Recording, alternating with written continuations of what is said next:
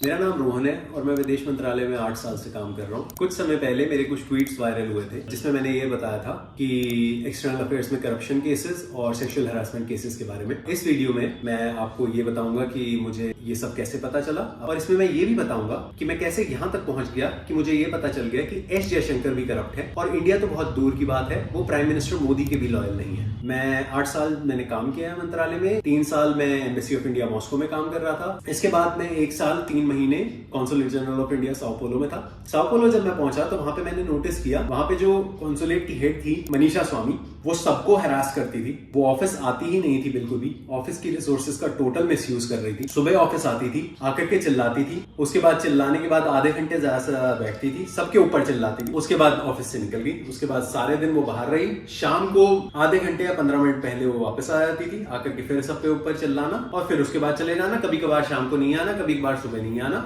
ये इस तरीके से इनके 3 साल कटे हैं। ये $7,000 पब्लिक का पैसा लेती हैं। इसके बाद एक दूसरा एम्प्लॉय था आदर्श कुमार मिश्रा, ये वहां पे लड़कियों को सेक्सुअली हरास कर रहा था। इसने लिटरली लड़कियों को उल्टी से उल्टी बातें की हैं लिटरली में। उसके अलावा ये कोई काम धाम कुछ भी नहीं करते थे। इसके अलावा कुछ लोग और हैं, एक है हरीश बक्सला, एक है गायत्री गोसाई और एक है सूरज मोहन। तो अब मैं आपको बताऊंगा कि क्या हुआ। मनीषा स्वामी सबको हरास तो कर ही रही थी। इन 3 लोगों को आदर्श कुमार मिश्रा के अलावा छोड़ के इनको भी ये भी परेशान हो रहे थे और इसका भी प्रूफ है। मैं एक रिकॉर्डिंग डाल रहा हूँ 1 घंटे की, जिसके अंदर हरीश बक्सला, गायत्री गोसाई और सूरज मोहन ये तीनों के तीनों बता रहे होते हैं कि ये किस तरीके से इनको परेशान कर रही थी। इन लोगों को किसी को भी नहीं पता था, लेकिन मैं रिकॉर्ड कर रहा था। और उसी सेम वीडियो में गायत्री गोसाई एक्चुअली ये भी बता रही है कि गायत्री गोसाई ने एक सेक्सुअल हरासमेंट कंप्लेंट की थी आदर्श कुमार मिश्रा के अगेंस्ट, जो मनीषा स्वामी ने, जिसके अगेंस्ट कोई भी एक्शन नहीं लिया था। ये एक्चुअली में परेशान करने वाली कंप्लेंट थी, बट मनीषा स्वामी ने इस कंप्लेंट को दबा दिया और बोला कि तुम उसके साथ कभी काम तो करोगे नहीं। इन्होंने झूठ लिखा काफी सारा एक पेपर पे कि मैं ये काम नहीं कर रहा हूं। मैं ये सारे काम कर रहा था, काम मैं कर रहा था अपने आराम से। तो मैंने रिप्लाई में लिख करके दिया मैं ये सारे काम कर रहा हूं। तो उसके बाद मुझे सीजी ने बुलाया, मनीषा स्वामी ने, और इन्होंने बोला मुझे रोहन तुमने रिप्लाई दी थी तो गायत्री ने तुम्हारे अगेंस्ट सेक्सुअल हरासमेंट इन्वोक की है, तुम शाम को 5 बजे तक रिप्लाई दे दोगे? मैंने जवाब दिया कि मैम आपने मेरे को रिटर्न क्या दिया है, मैं किस चीज की रिप्लाई दूं? तो ये सुनते ही सीजी बौखला गई, क्योंकि वो एक्सपेक्ट नहीं कर रही थी। वो सोच रही थी ऐसी बात मेरे को बोलेगी मैं डर जाऊंगा। बट मैं डरूंगा क्यों जब मैंने कोई चीज गलत की नहीं यार। मैंने आज तक किसी लड़की के अगेंस्ट कोई उल्टी बात नहीं बोली, मैं क्यों डरूंगा? किस चीज के लिए मैं डरूंगा? मैंने इन्हें फुल रिस्पेक्ट के साथ ही ट्रीट किया। तो उसके बाद इन्होंने मुझे लिख करके रिटर्न में दिया है, लिख के दिया है कि रोहन कह रहा है कि गायत्री गोसाई पोर्चुगीज लैंग्वेज नहीं सीख सकती, कैट नहीं दे सकती और नेटवर्किंग स्किल्स नहीं है। ये रोहन का एटीट्यूड रिफ्लेक्ट करता है टुवर्ड्स वुमेन, इसलिए सेक्सुअल हरासमेंट केस। जब इन्होंने मेरे को ये लिख करके दिया, मैंने एक और रिप्लाई दी थी। मेरी दोनों रिप्लाईज यहाँ पे है, मैं अटैच करके इसमें दे रहा हूँ, आप लोग देख सकते हो। मैंने एक भी चीज कोई गलत नहीं बोली थी। इस पीरियड ऑफ टाइम में होता ये था, कई बार हरीश बक्सला मेरे रूम में आता था और आकर के मेरे को कहता था रोहन गायत्री कह रही है अब ये आर पार ही केस जाएगा। और मैं कहता था मतलब मैंने तो कुछ किया ही नहीं है यार, क्या बकवास कर रहे हो, ये आर पार जाएगा मतलब क्या तमाशा चल रहा है। बेसिकली पर्पस ये था कि तू या तो बिल्कुल ही नीचे दब जा या तो खुद ही अपना सुसाइड कर ले, कहानी खत्म। कभी भी तू ये हिम्मत ना कर दे कि तू मनीषा स्वामी के अगेंस्ट तक कंप्लेंट करने की हिम्मत कर दे। ये रीजन था जिसके लिए ये सब हो रहा था। इवेंचुअली जब मुझे हरास करते रहे चीजें करते रहे कुछ ना कुछ, तो आखिरी में मैंने जाकर के इनकी रिटर्न कंप्लेंट की। मैंने 5 जनवरी को रिटर्न कंप्लेंट की थी, 5 जनवरी 2024 को कि मैंने कंप्लेंट लिख करके भेजी बी वनलाल बावना को, जो एडमिनिस्ट्रेशन के हेड है, और Suresh Reddy, ambassador of India to Brazil, इनको मैंने कंप्लेंट भेजी। 8 जनवरी को मैं ऑफिस में आता हूँ, इन्होंने ऑफिस का दरवाजा बंद कर रखा है और ये मुझे कहते हैं कि रोहन तेरी 9 तारीख की फ्लाइट की टिकट बुक हो गई है, तेरे को यहाँ से जाना है। पहले तो मैं हैरान था कि ये हुआ ही क्या है यार, मैंने कंप्लेंट किया आप और मेरे को ही आप भेज रहे हो, मैं ही काम कर रहा था, आप मेरे को ही परेशान कर रहे हो। मैं लिटरली बहुत सारे एग्जांपल्स दे सकता हूँ, मैंने लोगों को लिटरली जहां जहां हेल्प की है। फिर मैंने इनसे सवाल किया, दूसरा जो लॉजिकल बात हुई कि ब्राजील जो है एक कंट्री है जहां येलो फीवर है, मेरे को वैक्सीन नहीं लगी हुई थी। मैंने इनको कहा आप मेरे को वैक्सीन लगी नहीं हुई है, मेरे को आप वैक्सीन लेने दो, वैक्सीन 10 दिन में इफेक्टिव होती है, मैं ट्रैवल कर नहीं सकता हूँ। इसलिए वैक्सीन इंपॉर्टेंट इसलिए है कि जो डिजीज दूसरी कंट्री में कहीं पे प्रेवलेंट है वो इंडिया में ना आ जाए। तो हरीश बक्सला ने मुझे एक एग्जेम्पशन सर्टिफिकेट दिया है। ये एग्जेम्पशन सर्टिफिकेट एक सेफ्टी हैजार्ड है। ये एग्जेम्पशन सर्टिफिकेट सिर्फ साइन करने पे ही सिर्फ हरीश बक्सला को अभी तक नौकरी से निकाल देना चाहिए, बट हरीश बक्सला के अगेंस्ट कोई भी एक्शन नहीं लिया गया। हरीश बक्सला का कॉन्सुलेट से 5 जनवरी वाले दिन मैंने वीडियो डाला हुआ है जिसमें ये इंसान मेरे को क्लियरली बोल रहा है, कह रहा है कि तेरी कंप्लेंट ही ऑफिशियल नहीं है। बेसिकली ये पूरी जी जान लगा के कोशिश कर रहे थे। आदर्श पक्सला तो अलग ही लेवल की बदतमीजी पे जा चुका है उस वीडियो में। इन लोगों को ये कहीं से भी जस्टिफाई नहीं कर सकते, बट अभी तक ये लोग मेरे पीछे पड़ गए। मैं उसके बाद ट्रैवल करके वापस इंडिया आ गया। मैं इंडिया जब आया तो इंडिया आकर के मैं डायरेक्टर एडीपी से मिला। मैंने इनसे पूछा, आप मेरे को ये बताएंगे प्लीज कि मेरी कंप्लेंट के अगेंस्ट क्या एक्शन हुआ है। इन्होंने मुझे बोला, रोहन तेरी कंप्लेंट को अपनी भूल जा, कोई एक्शन नहीं होना है, तू चुपचाप से बैठ, 2 साल बैठ और उसके बाद तू पोस्टिंग पे जा। मैं एक चीज बताना चाहता हूँ, जिस दिन मैं आ रहा था एक्चुअली ब्राजील से, मैं उसी दिन ही सब कुछ पब्लिक करना आता था, तो मुझे कभी पता नहीं चलता कि एस जयशंकर का रखते हैं, अगर मैं तभी पब्लिक कर देता सब कुछ। अब आगे बढ़ते हैं। उसके बाद फरवरी में इन्होंने मेरे अगेंस्ट एक झूठा केस खोला। वो झूठा केस ये खोला, इन्होंने मेरे को लिख करके दिया, मेरी फियांसे जो है ब्राजील में मेरे साथ रह रही थी। मैं आपको बता देता हूँ, मेरी फियांसे ब्राजील में मेरे साथ नहीं रह रही। मेरे पास इसका एक्चुअल प्रूफ था। ये इसलिए कर रहे थे कि तूने बेसिकली हमारे सिविल सर्वेंट आईएफएस ऑफिसर के अगेंस्ट कंप्लेंट कर दिए, अब तू आ, अब हम तेरे को दिखाते हैं कि कैसे तेरे को परेशान करेंगे। मैंने रिप्लाई दिया, मेरी फियांसे मेरे साथ नहीं रह रही थी, मुझे हैरास किया जा रहा था और आप मेरे को बताओ किस बेसिस पे आप कह रहे हो कि मेरी फियांसे रह रही थी। अप्रैल में इन्होंने मेरे को एक्चुअली बुलाया कि रोहन तेरे से बात करनी है। विजिलेंस सेक्शन का कौशल एक एसओ है। मैं एक्चुअली जब इनके सेक्शन में गया, मैं रिकॉर्डिंग ऑन करके गया था। ये कौशल जो है,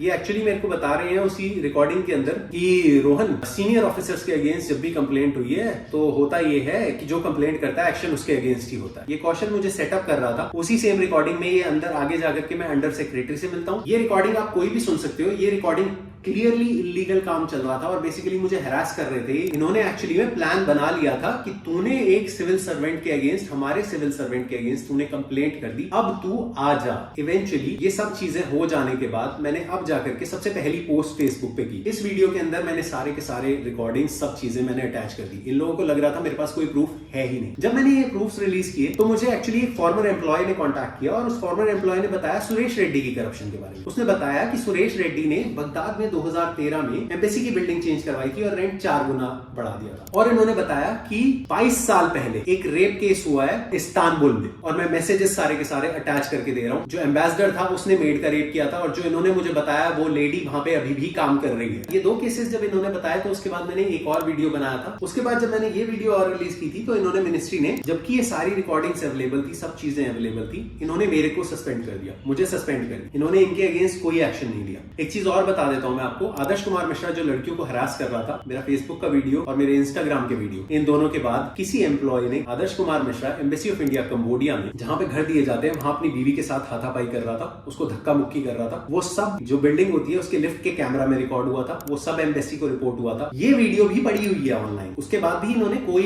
एक्शन लिया ही नहीं, क्योंकि अगर एक्शन ये लेंगे तो इन सब लोगों के नाम जुड़ गए। By the way, after this video there is one more thing which happened, which now I am going to reveal. This is something I wanted to reveal about B Vanlalbawna. So here is the video. Now you notice one thing over here. You can all access it also. If you click over here, you will notice who has liked my video. No embassy or consulate account should have technically liked my video. But if I click here and if I click here, so you notice there is an account, Embassy of India Baku, who has actually liked my video. Now the fun thing happened when I clicked on this. You notice who this person is?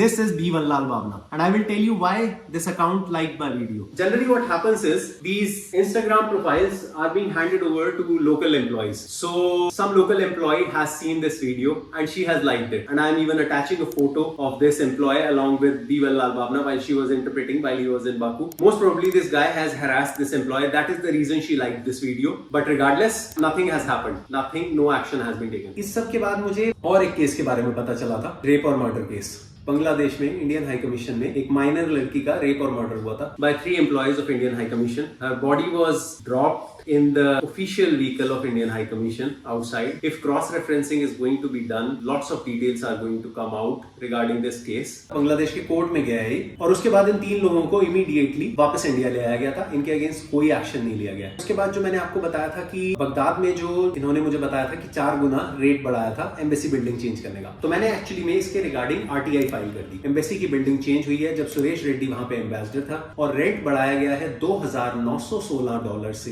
$20,800। ये सारा पैसा public का पैसा है। ये सारा पैसा मन मर्जी से अपनी उड़ा रहे हैं कहीं भी, और जो घपला करते हैं ये चुपचाप से घपला करते हैं। ऐसा क्या हो गया था 2013 में, कौन सी आर्टिफिशियल इंटेलिजेंस वाली स्पेशल बिल्डिंग मिली थी, वहां से $2,916 से हम $20,000 पे करने लग गए एक ही बारी में। अब ये चीज हो जाने के बाद मैं बीजेपी के ऑफिस गया हूँ। बीजेपी के जो एक्सटर्नल अफेयर्स को डील करते हैं मिनिस्ट्री को, उन्होंने मुझे बोला है, कह रहे हैं कि रोहन हम तुम्हारी कोई हेल्प नहीं कर सकते, तुम कोर्ट जा सकते हो। मेरा सवाल था कि आप लोग वेबसाइट्स पे लिख रहे हो कि करप्शन, एंटी करप्शन, तो आपको जो दिख रही है चीज तो आप क्यों नहीं हेल्प कर सकते मेरी? उसके बाद मैं कांग्रेस के पवन खेरा, इन्होंने मेरे मैसेज देखे, कांग्रेस के शशि थरूर, इन्होंने भी मेरे मैसेजेस देखे, इवन इनका नेफ्यू मुझे पर्सनली जानता है। उसके बाद भी कोई एक्शन इन्होंने किसी ने भी नहीं लिया, सब चुप बैठे रहे। 13 जनवरी को मैंने कुछ ट्वीट्स किए थे, 13 जनवरी 2025। वो ट्वीट्स मेरे फाइनली वायरल हो गए। इन ट्वीट्स के वायरल होने के बाद अब मुझे पता चला फाइनली एस जयशंकर कैसे करप्ट है। इन ट्वीट्स के वायरल होने के बाद मेरे को एक खुरपेश नाम का पेज है जिनसे मेरा कांटेक्ट हुआ, उनको मैंने कुछ इन्फॉर्मेशन दी। एक रेनू पॉल करके IFS ऑफिसर है जिनकी करप्शन का सारा कुछ मीडिया में आ चुका था। इनको रिकॉल किया गया है, ऑस्ट्रिया से रिकॉल कराया गया था। 15 लाख पर महीने का इन्होंने घर रेंट कर रखा था, और इन्होंने एक्सपेंडिचर इनकर किया है टू द ट्यून ऑफ करोड़ों का एक्सपेंडिचर इनकर किया है इन्होंने। इसके बाद भी खुरपेश को मैंने इनको ये बताई थी, इन्होंने एक्चुअली एक दूसरा आर्टिकल निकाला जिसमें इन्होंने बताया कि रेनू पॉल जब वापस आ गई थी तो वापस आने के बाद 1 महीने या 1 साल के अंदर ही इनको प्रमोट किया गया है, और प्रमोट करने के बाद इन्हें एक स्पेशल डिपार्टमेंट दिया गया है जिस डिपार्टमेंट का नाम है नेस्ट। और ये डिपार्टमेंट किसका ब्रेन चाइल्ड है? एस जयशंकर का। तो बेसिकली अब आप ये बात समझिए कि एस जयशंकर, इन्होंने बोला मैडम आप टेंशन ना लो, पब्लिक में भी चला गया तो क्या फर्क पड़ता है, पब्लिक सवाल थोड़ी ना करने लग जाएगी, आपके लिए नया सेक्शन मैंने बना दिया है, आप बैठो और आप बैठ करके चुपचाप से आप आराम से काम करो, आप रिटायर हो। ये लेडी रिटायर हो चुकी है, कोई एक्शन नहीं हुआ। अब मैं आपको एक और सिनेरियो बताता हूँ। एस जयशंकर का एक्चुअली में एक इंटरव्यू है, इंटरव्यू का लिंक नीचे है, आप इंटरव्यू में देखिए। ये प्राइम मिनिस्टर मोदी के बारे में काफी कुछ अच्छा बोल रहे हैं कि प्राइम मिनिस्टर मोदी बढ़िया है, ये है वो है, और चीजें बोल रहे हैं। इसका मतलब ये बनता है कि ये प्राइम मिनिस्टर मोदी के लॉयल है। मेरा सवाल ये है, एस जयशंकर गए थे प्रेसिडेंशियल सेरेमनी में प्रेसिडेंट ट्रंप की। एस जयशंकर काफी एक्सपीरियंस डिप्लोमेट है, तो इनको बहुत क्लियरली पता था कि इंडिया में काफी ज्यादा मतलब इस चीज पे चल रही है, डिस्कशन चल रहा है कि प्राइम मिनिस्टर मोदी को इन्विटेशन नहीं आया। तो अगर एस जयशंकर इंडिया के लिए लॉयल है, प्राइम मिनिस्टर मोदी के लिए ही लॉयल है, तो इन अ सेंसिबल मैनर ये भी तो लिख सकते थे कि मैं आपके इनविटेशन के लिए आभारी हूं, बट क्योंकि मेरी कंट्री के प्राइम मिनिस्टर को इनवाइट नहीं किया गया है तो मैं ये इनविटेशन एक्सेप्ट नहीं कर पाऊंगा। बट एस जयशंकर ने नहीं ऐसा किया। जयशंकर ने कहा फ्री का ट्रैवल है यार, फ्री का खाना है तो मैं तो जाऊंगा ही। और सिर्फ ये नहीं, एस जयशंकर ने एक्चुअली एक स्पेशली वीडियो भी बनवाई है। अब आप मान लीजिए अगर प्राइम मिनिस्टर मोदी गए होते और एक वीडियो ऐसी बन रही होती तो ठीक है, मैं समझता, क्योंकि वो इंडिया के लिए। ये वीडियो जो है, इसका लिंक मैं यहाँ पे डाल रहा हूँ, आप मेरे को बता दो ये एस जयशंकर की PR के अलावा क्या चीज है ये वीडियो। अब मैं आपको एक और वीडियो देता हूँ। इस वीडियो में he is talking to another journalist, जहां पे ये बोलते हैं कि I need to take care of my people, कि पेट्रोल जो है जो परचेज करना है वो लोएस्ट प्राइस पे परचेज करना होगा। इसका आंसर मुझे आपको नहीं देना है, आपको सबको पता है पेट्रोल लोअर प्राइस पे परचेज किया गया, परचेज जरूर किया गया, लेकिन वो हम लोगों को किसी भी लोअर प्राइस पे नहीं मिला। तो ये कौन सी टेक केयर ऑफ पीपल, ये चल क्या रहा है, ये तमाशा क्या चल रहा है? इसी सेम इंटरव्यू में एस जयशंकर बोलते हैं we need to call out terrorism. तो मेरा एक सवाल है, मैंने इतने सारे प्रूफ्स डाल दिए ऑनलाइन, मेरे को हरास किया जा रहा है खुला, तो ये टेररिज्म नहीं चल रहा है तो और क्या है? मिस्टर एस जयशंकर, ये मेरा मैसेज आपके लिए, आपने एक्सपेक्ट नहीं किया होगा कि मैं ये सारी चीजों तक पहुंच जाऊंगा। अब मैं कुछ और चीजें बताता हूँ। मैं एक 2020 का आर्टिकल दे रहा हूँ जिसमें UN रेजिडेंट कोऑर्डिनेटर ने कुछ कमेंट्स किए थे, हाथरस और एक और जगह पे रेप हुआ था, कि ये क्राइम्स कम होने चाहिए। बट मिनिस्ट्री ने एक फालतू का रिमार्क किया कि other agency should not make remarks about this thing. Other agency should not make remarks. हमारी कंट्री में फॉरेनर्स के भी रेप्स हो रहे हैं, ये नहीं कि एजुकेशन बढ़ाई जाए और फालतू की चीजों में कि other agency should not make remarks. UN resident coordinator ने कोई भी रैंडम कमेंट की ही नहीं थी, बहुत सिंपल सी की थी। इसके अलावा मैं और कुछ केसेस बताना चाहता हूँ, क्योंकि इन्होंने मुझे एक्चुअली ये दिया है, मिनिस्ट्री ने अभी भी ये मेमोरेंडम दिया है, ये पूरा ये आप देख रहे हैं, मुझे बताना चाह रहे हैं किसी तरीके से मैंने करप्ट ऑफिसर्स को करप्ट बोल करके इंडिया का नाम खराब किया है। मतलब मेरे को बात नहीं समझ आ रही, इसका मतलब करप्ट लोग करप्शन के बारे में बोलना ही नहीं है क्या? और इन्होंने बोला है कि ये सेक्सुअल हरासमेंट के केसेस सीरियसली लेते हैं। तो मैं आपको इसके बारे में कुछ बताना चाहता हूँ, 2 सेक्सुअल हरासमेंट केसेस के बारे में बताना चाहता हूँ। एक 2019 में हुआ था वाराणसी में एक इवेंट हुआ था प्राइम मिनिस्टर मोदी का। उसमें एक स्टूडेंट वॉलंटियर को मिनिस्ट्री ऑफ एक्सटर्नल अफेयर्स के एम्प्लॉय ताराचंद गुजर, इसने हरास किया था। इसके बाद ये न्यूज सिर्फ खाली वाराणसी के एक ही लोकल न्यूज़पेपर में छपी थी। इस न्यूज को पूरा का पूरा छुपा दिया गया था, इस न्यूज को पूरा का पूरा दबा दिया गया था, ये कहीं बाहर नहीं आई। अगर इस चीज को सर्च किया जाएगा तो मेरे ख्याल से वो लड़की हिम्मत करेगी और बोलेगी कि क्या हुआ था, क्योंकि मुझे ये पता है न्यूज को छुपाया जो गया था वो किसी आईपीएस ऑफिसर ने उसको रोक डाला था कि वो फैले ही नहीं न्यूज। तो बेसिकली मतलब अगर आपके घर में किसी के साथ कुछ हो गया तो आप कहोगे कि एक्शन लिया, और अगर किसी और की बेटी के साथ हो रही तो आप चुपचाप बैठ जाओगे। इसके अलावा दूसरा केस मैं बता देता हूँ। ये केस हुआ है यही मंत्रालय में। एक 25 साल की लड़की के पीछे एक 45 साल का लड़का पड़ गया, वो उसको तमीज से मना कर रही है। एक दिन ये होता है कि ये उसके पीछे जाकर के यही मिनिस्ट्री में ही वॉशरूम में, वुमेन्स वॉशरूम में उसके पीछे घुस गया। उसकी चीख निकल जाती है, बाहर आती है, वहीं खड़ा होता है, इसके पीछा करते हुए इसके सेक्शन तक जाता है। उसके बाद वो लड़की आखिरी में कंप्लेंट कर देती है। वो लड़की ये लिख करके देती है कि आप लोग रिकॉर्डिंग्स निकाल लो, आपको क्लियरली दिख जाएगा कि ये क्या कर रहा था। बट रिकॉर्डिंग्स कौन देगा? रिकॉर्डिंग्स इसके ही भाई बंधु। इन्होंने रिप्लाई दिया कि उस दिन उस फ्लोर के सारे कैमरास बंद थे, और उसके बाद से ये केस 3 साल से चल रहा है। बाय द वे इसी सेम आदमी के अगेंस्ट एक और लड़की ने भी केस कर रखा है और कोई एक्शन नहीं हो रहा है। अब मेरे को नहीं पता इसके बाद भी मेरे साथ क्या होगा। मैं ये वीडियो इसलिए बना रहा हूँ कि ये इंडियंस तक रीच करे। आपने जिसने भी ये वीडियो देखी है, जितना आप ज्यादा लोगों तक पहुंचाओगे, जितना आप क्वेश्चन करोगे, उतना ही ज्यादा इनके ऊपर प्रेशर अपने आप आएगा। प्रूफ्स क्लियर कट है। हरीश बक्सला ने एक ब्राजीलियन लड़की को हरास किया था, जिसकी ऑडियो रिकॉर्डिंग है मेरे पास। वो रिकॉर्डिंग भी पड़ी हुई है, वो रिकॉर्डिंग भी मैं यहाँ पे अटैच कर रहा हूँ। इस तरीके से एम्बेसी में एम्प्लॉइज हरास करते हैं लोकल लोगों को। ये सिर्फ खाली यहाँ पे नहीं है, आप लोग किसी भी जगह पे हो, इंडियंस, कई एम्प्लॉइज ऐसे हैं जो टोटली अनक्वालिफाइड हैं और लिटरली बदतमीजी करते हैं और लोगों को परेशान करते हैं। मैं आपसे सबसे रिक्वेस्ट करता हूँ, if none of you are going to speak now, अगर आपने सही चीज के लिए वॉइस नहीं रेज की, ये लोग और ज्यादा से ज्यादा रहेंगे और चीजें होती रहेंगी। और मैं एक आखिरी चीज बोलना चाहता हूँ, अगर इस सब के बाद भी मेरे को अगर कुछ भी हुआ तो उसमें जिम्मेदार ये मिनिस्ट्री के लोग होंगे, क्योंकि अब इन लोगों की जॉब खतरे में आ चुकी है और इन लोगों की नौकरियां खतरे में सही में आनी भी चाहिए। अगर मैं सही बात बोलूं तो इन लोगों को सबको नौकरी से निकालना चाहिए, जो क्लियरली पकड़ में आ चुके हैं इसमें। और अगर कोई इसको नहीं निकालता तो इसका मतलब इस देश में सिविल सर्वेंट्स ही रूल कर रहे हैं। आई होप इंडियंस इसे देखेंगे, आई होप इंडियंस इसे शेयर करेंगे ज्यादा से ज्यादा। जय हिंद।